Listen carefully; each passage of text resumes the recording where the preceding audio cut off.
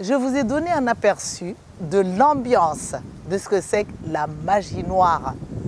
Parce que la magie noire a comme berceau la frustration et la haine, la colère, l'impuissance. Voilà, c'est ça. La frustration et l'impuissance qui poussent à faire appel à des forces noires, des forces occultes mais noires, pour pouvoir nous rasseoir de nouveau dans l'équilibre, nous faire briller et régner sur les autres et surtout sur ceux qui nous font peur. Parce que dans le berceau de la magie noire, tout au fond, réside d'abord et avant tout la peur de disparaître, la peur de n'avoir aucune valeur que si on faisait appel à quelqu'un d'autre, à des forces négatives qui peuvent annihiler, qui peuvent nuire et voire même tuer. Et c'est grave. Alors aujourd'hui, dans cette vidéo où je vais vous parler de la magie noire et de la magie blanche, pour vous permettre justement de faire attention à ce que vous faites, de faire attention à votre situation, d'être éclairé dans ce que c'est que l'ambiance de la magie blanche et l'ambiance de la magie noire. Magie blanche qui vient de la positivité. Le berceau de la magie blanche, c'est la foi en toute forme de vie.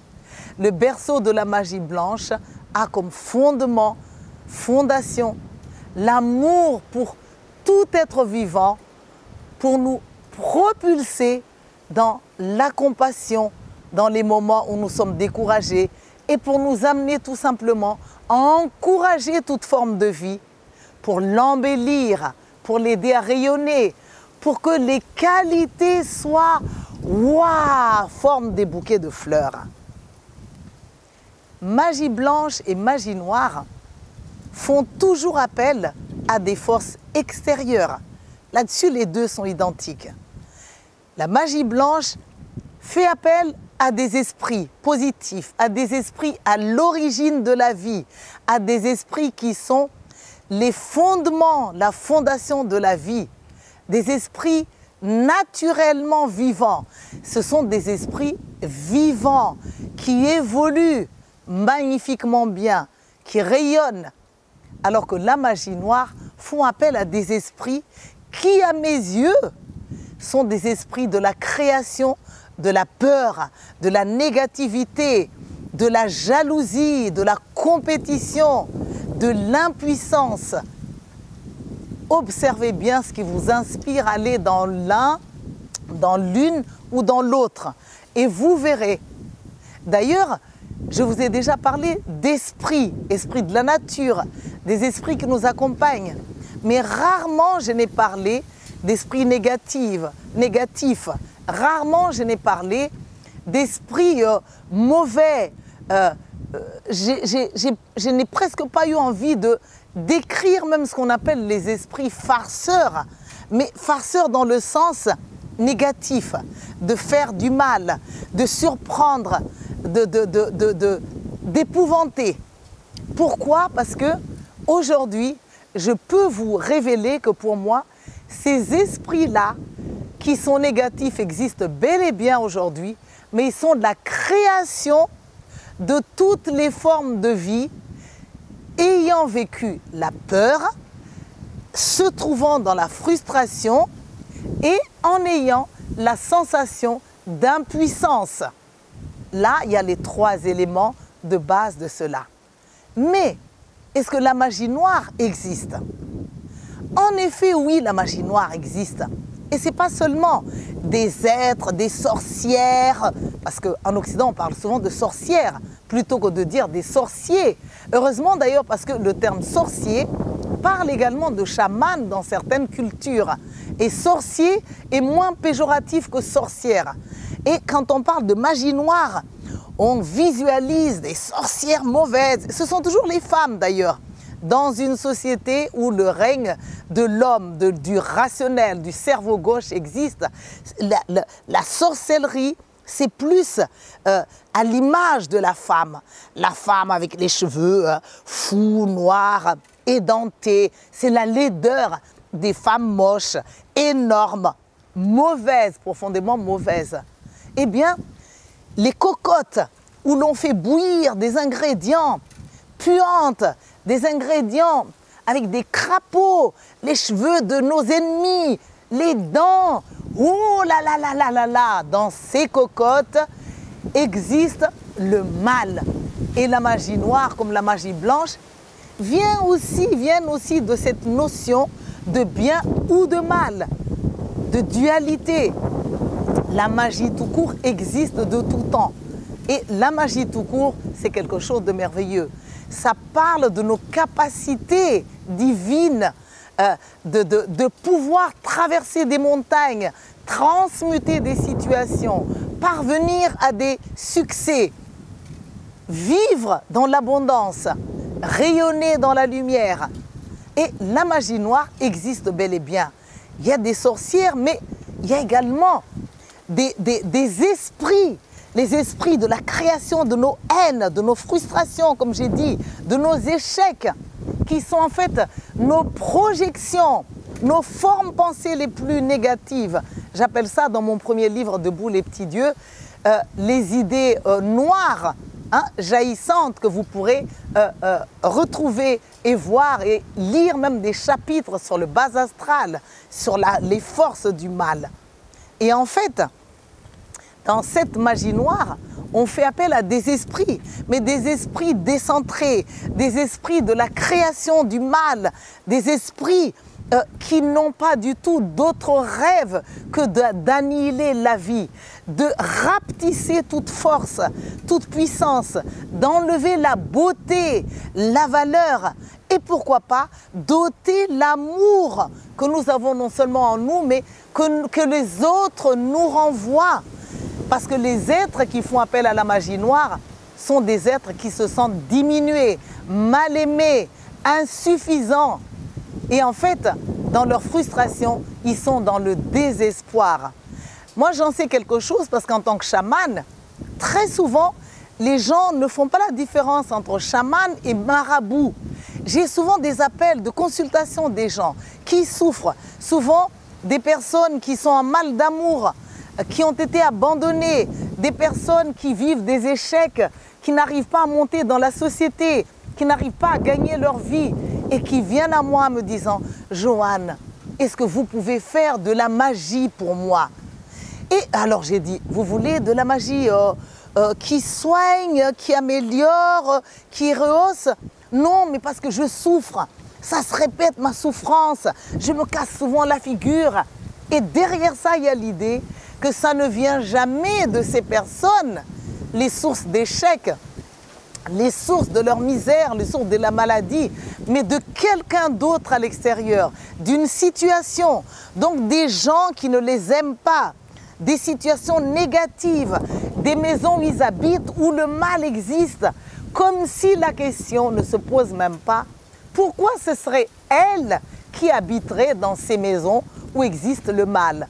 Est-ce qu'il y a quelque chose en elle qui attire ce mal en question? Eh bien, cette magie noire, si elle existe, il faut savoir qu'elle ne marche que sur des personnes qui ont peur. Elle ne marche que sur des personnes qui sont dépendantes.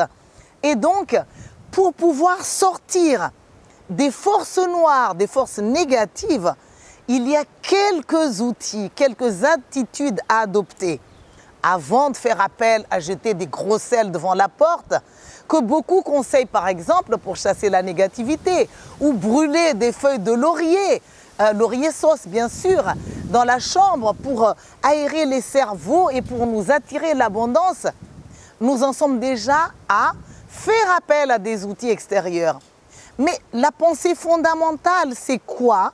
C'est que je suis nulle, je n'arrive à rien, j'ai peur de vivre. Avec cette peur de vivre, d'y arriver, avec ce doute que l'amour, la lumière qu'une bougie, la flamme d'une bougie, contient, avec laquelle on rentre dans une pièce, va naturellement chasser l'ombre, la négativité, on nous a convaincus à un moment ou à un autre de notre vie, ça peut être de croyance, ça peut être culturel, que ce sont des gens qui nous ont lancé des sorts. Et dans cette idée-là, on va faire appel à quelqu'un. Et quand on fait appel à moi, on reconnaît, c'est tout en mon honneur, que je suis une chamane puissante. On reconnaît que je peux faire quelque chose. Waouh, dans mon ego, waouh, j'applaudis. J'ai envie de dire oui, comme font beaucoup de marabouts, et gagner ma vie à tour de bras, en faisant des formules magiques, en invoquant des esprits, en allant dans la forêt noire le matin, en enterrant des cornes, en enterrant des forces négatives représentées par de la graisse puante ou de je ne sais quoi d'autre, des morceaux de dents ou des morceaux de vêtements de la personne. Rendez-vous compte. Mais moi, je ne peux même pas accepter parce que je n'adhère pas dans ça. Parce que si je m'ouvre à cette idée que je peux sauver des gens de la magie noire, ben, ça veut dire que je crois en la force noire plus qu'en la force blanche. Ça veut dire que je ne veux pas rendre les gens indépendants. Je ne veux pas leur donner des outils pour qu'ils se connaissent mieux et qu'ils rayonnent, rien que parce qu'ils rayonnent de toute leur puissance, avec des outils très indiqués dont je parle dans beaucoup de mes vidéos sur le chamanisme sauvage, sur les personnages intérieurs. Je vais tout simplement retenir les gens à ma botte presque, parce que tant qu'ils sont là, ils vont me rapporter de l'argent. J'aime bien la magie blanche, parce que la magie blanche nous relie aux forces originelles, aux forces magiques, aux puissances à l'origine des miracles, aux puissances qui sont la fondation des mondes, des mystères. J'aime bien les esprits originels que sont les guides spirituels, les anges, nos ancêtres qui se sont les plus réalisés. Pas n'importe quel ancêtre, parce qu'il y a des ancêtres qui ont pratiqué la magie noire et des fois on a tendance à les invoquer parce qu'ils ont pu renverser les voisins, ils ont pu remporter des guerres en coupant des têtes. Rendez-vous compte sur quoi est-ce qu'on s'aligne?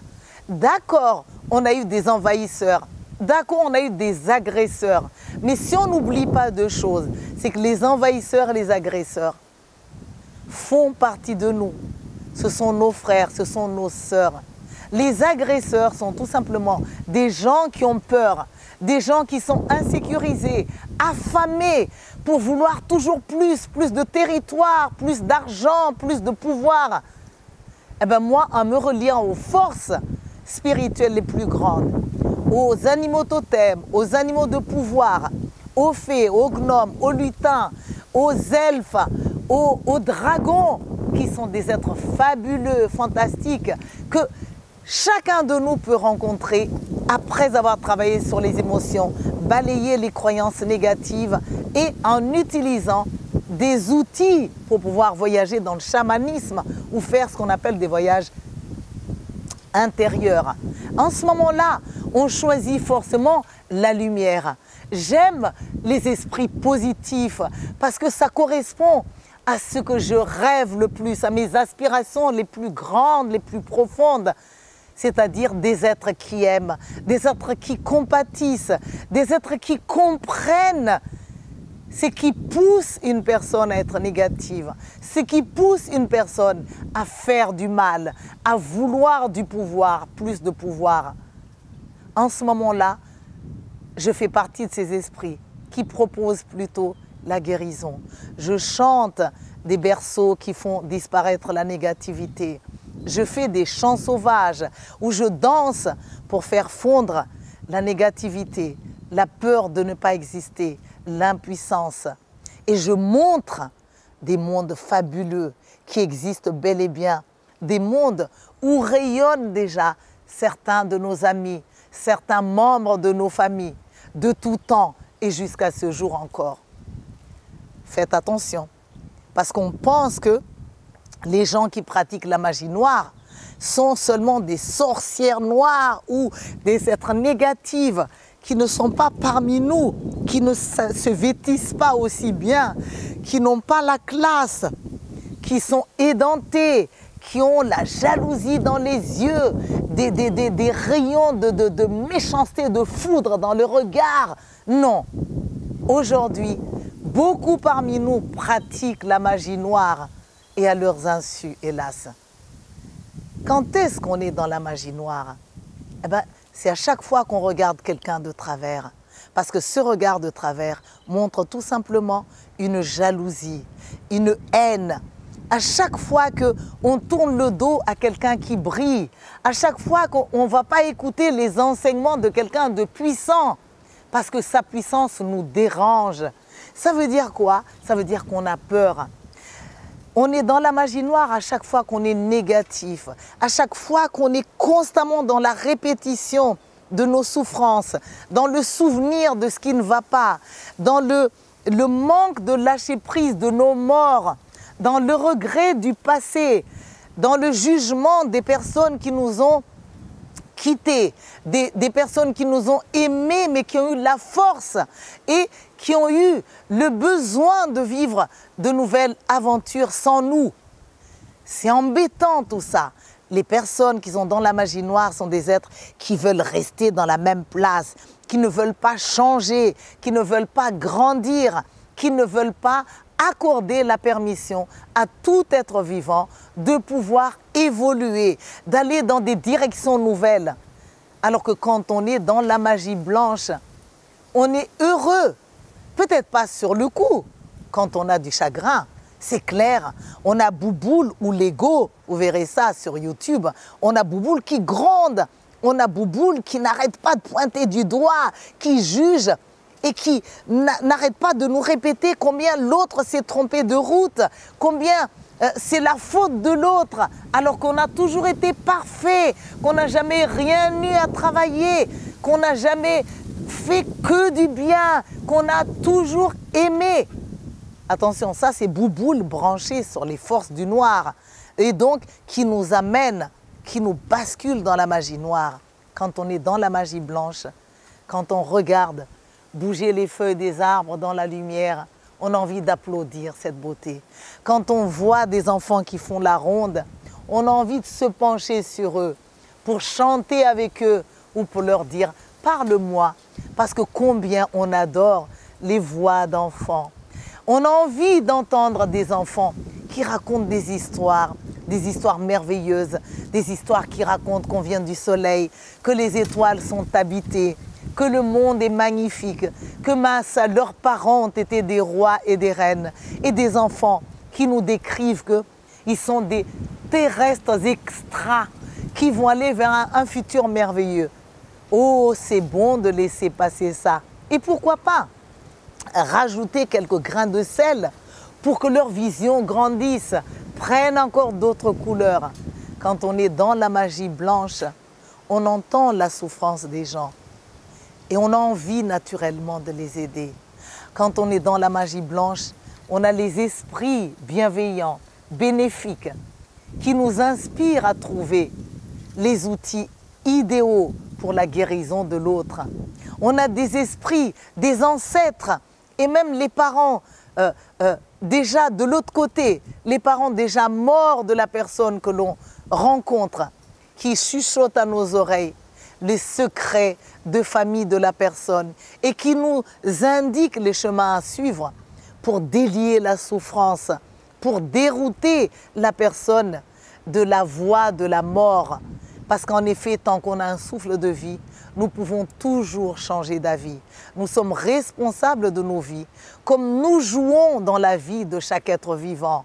Et si nous en prenions conscience, nous allons faire quelque chose pour que la vie éclabousse l'univers pour que la vie soit de couleur arc-en-ciel, que la vie soit représentée par le noir, par le blanc, par le bleu, par le jaune, par le rouge, par toutes ces couleurs. Et quand on regarde un être vivant, on a les yeux qui brillent d'admiration. On est dans la contemplation, on est ravi. Et on n'a qu'un seul but, c'est faire grandir la vie. On n'a qu'un seul but, c'est de donner à chaque être vivant les moyens de parvenir à être encore plus fort, plus puissant, plus lumineux, plus heureux que d'avoir ces idées inspirées par le mal, de faire du mal, d'enlever des forces, d'enlever des écailles pour que la lumière règne moins. Choisissez d'être dans la magie blanche, positivez toute la vie, chantez, dansez, brillez. Prenez votre place de soleil. Sortez également de cette fausse modestie, de cette humilité qui tue et qui rend méchant. Parce que l'humilité qui tue, qui rend méchant, c'est l'humilité qui vous fait détester tous les gens qui savent mieux prendre leur place que vous-même.